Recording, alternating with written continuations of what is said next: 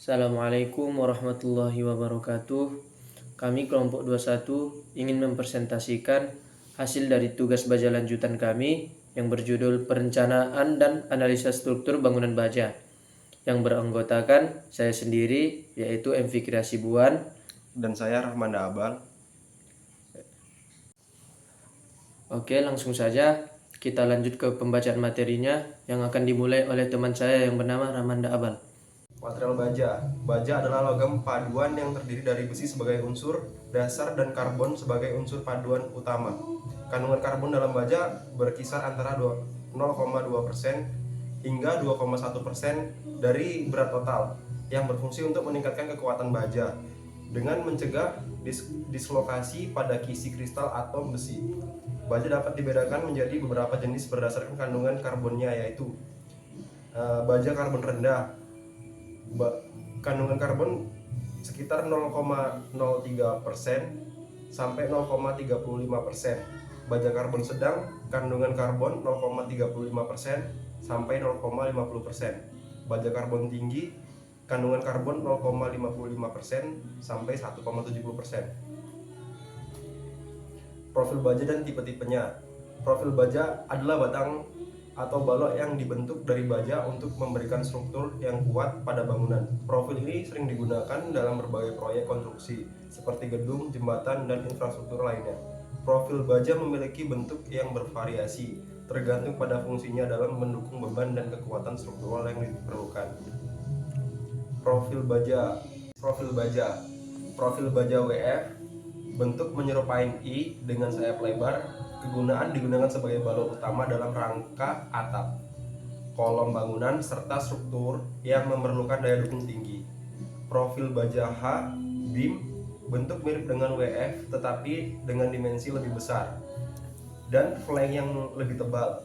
Kegunaan cocok untuk bangunan tinggi dan infrastruktur besar seperti jembatan. Profil baja I beam bentuk menyerupai I tetapi dengan flansa lebih kecil dibandingkan WF. Kegunaan sering digunakan sebagai aplikasi yang memerlukan kekuatan vertikal tinggi seperti balok lantai dan struktur pendukung atap ringan. Profil baja C channel bentuk berbuntuk huruf C. Kegunaan digunakan sebagai balok penopang dalam konstruksi ringan seperti partisi dan dinding. Profil baja siku bentuk berbentuk huruf L. Sering digunakan untuk penguatan sudut dan rangka serta dalam pembuatan furniture dan produk logam lainnya. Profil baja U channel bentuk huruf U. Kegunaan digunakan dalam aplikasi yang memerlukan beban horizontal. Pembebanan pada struktur baja dan kombinasi berdasarkan SNI 1729/2020. Beban nominal kombinasi beban harus sesuai dengan yang ditetapkan dalam peraturan bangunan gedung yang berlaku. Bila peraturan tersebut tidak ada, beban-beban nominal dan kombinasi beban harus diambil seperti yang ditetapkan dalam ASCE SEI 7. Desain harus sedemikian rupa sehingga tidak ada kekuatan atau keadaan batas layan yang berlaku yang melampaui apabila struktur mengalami semua kombinasi beban yang berlaku. Desain untuk kekuatan harus dilakukan sesuai dengan ketentuan untuk desain faktor beban dan ketahanan DFBT atau dengan ketentuan untuk desain kekuatan izin DKI. 1. Desain kekuatan berdasarkan desain faktor beban dan ketahanan atau metode DFBT. Desain yang sesuai dengan ketentuan untuk desain faktor beban dan ketahanan atau metode DFBT memenuhi persyaratan standar ini bila kekuatan desain pada setiap komponen struktur sama atau melebihi kekuatan perlu yang ditentukan berdasarkan kombinasi beban DFBT. Semua ketentuan pada standar ini kecuali pasal D3.2 harus digunakan. Rumusnya yaitu RU lebih kecil dari V kali RN, di mana RU yaitu kekuatan perlu menggunakan kombinasi beban DFBT, RN kekuatan nominal, V faktor ketahanan, VRN kekuatan desain. Yang kedua, desain kekuatan berdasarkan desain kekuatan izin DKI. Desain yang sesuai dengan ketentuan desain kekuatan izin atau DKI memenuhi persyaratan standar ini bila kekuatan izin setiap komponen struktur sama atau melebihi kekuatan perlu yang ditentukan berdasarkan kombinasi beban DKI. Semua ketentuan standar ini kecuali pasal B3.1 yang harus digunakan, yang dimana rumusnya adalah RA lebih kecil dari Rn atau omega, di mana RA yaitu kekuatan perlu menggunakan kombinasi beban DKI, Rn yaitu kekuatan nominal, omega faktor keamanan, Rn atau omega yaitu kekuatan izin. Lanjutannya, tulangan geser balok diperlukan untuk mencegah terjadinya retak akibat gaya geser atau gaya lintang. Menggunakan dua bahan tulangan baja yang berbeda, maka untuk menentukan gaya geser balok terdapat dua cara, yaitu untuk baja konvensional dan pelet kopel untuk baja candai dingin. Menentukan Vs dapat juga dihitung dengan persamaan Vu lebih kecil dari Vn, Vu sama dengan V kali Vn, Vu sama dengan V kali Vc tambah V kali Vs. V kali Vs sama dengan Vu kurang V kali Vc.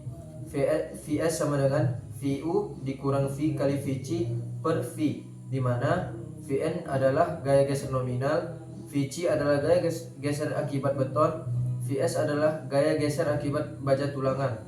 Av adalah luas pengaruh beton nominal sama dengan 1, V adalah faktor reduksi sama dengan 0,75, Fc aksen adalah mutu beton, Bw adalah lebar efektif beton, D adalah jarak titik pusat tulangan tarik ke permukaan, S adalah jarak sengkang. Untuk meminimalkan terjadinya keruntuhan diagonal tekan pada beton perlu dihitung batasan dimensi balok tersebut, yaitu Vu lebih kecil dari V dalam kurung Vc tambah 0,66 akar dari Fc aksen kali Bw kali D. Cek terhadap penampang kritis. Titik 2 A. Jika Vs lebih kecil dari 0,33 kali akar dari Fc aksen kali Bw kali D. S max lebih kecil dari D per 2 atau 600 mm. B. Jika Vs lebih besar dari 0,33 kali akar dari Fc aksen kali Bw kali D. S max lebih kecil dari D per 4 atau 300 mm.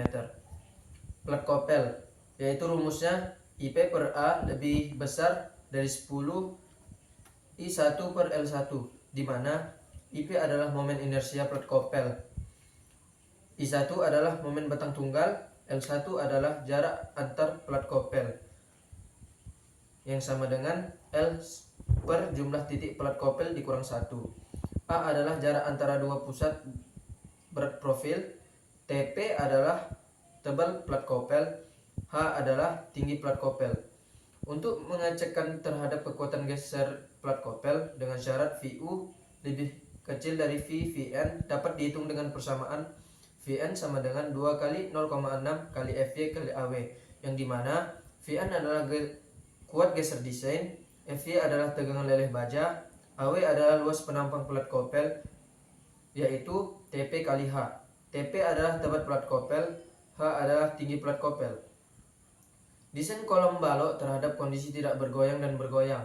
Pertama, kolom tidak bergoyang. Pada kolom yang tidak bergoyang, gaya lateral tidak berpengaruh signifikan terhadap stabilitas kolom. Dalam kondisi ini, efek P sampai delta terjadi ketika momen lentur menyebabkan lenturan tanpa pergerakan lateral, menghasilkan momen sekunder yang lebih kecil. Biasanya dirancang dengan rasio kelangsingan rendah untuk mencegah kerusakan akibat tekanan. Yang kedua, kolom bergoyang. Efek P sampai delta melibatkan perpindahan lateral yang meningkatkan momen ketahanan dan memerlukan perhitungan lebih kompleks untuk kestabilan. Kekuatan ini memerlukan desain yang lebih kuat dan penggunaan tulangan yang sesuai untuk menahan beban lateral.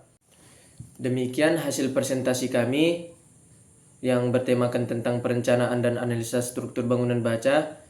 Jika ada kata-kata dan kekurangan kami mohon maaf.